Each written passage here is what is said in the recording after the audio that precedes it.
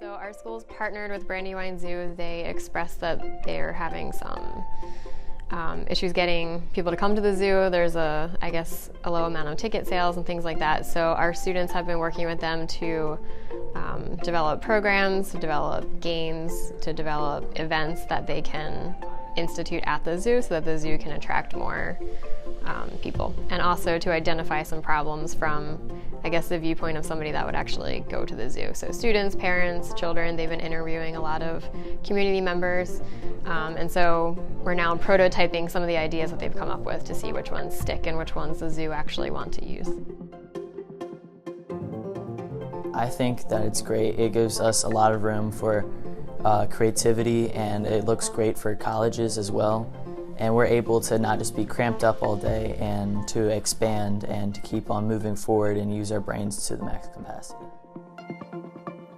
Our idea is to kind of have like a scavenger hunt to make it more interesting for the kids.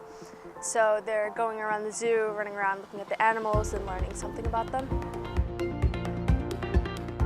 I've never been to a school like it. Most schools that I've been to, they're very work-based, they're very like, we're going to teach you how to pass this test and go to college, but this not only teaches you how to do that, it also teaches you real-life things, real-life situations, how to deal with different things, and how you can be an asset to your community and to others.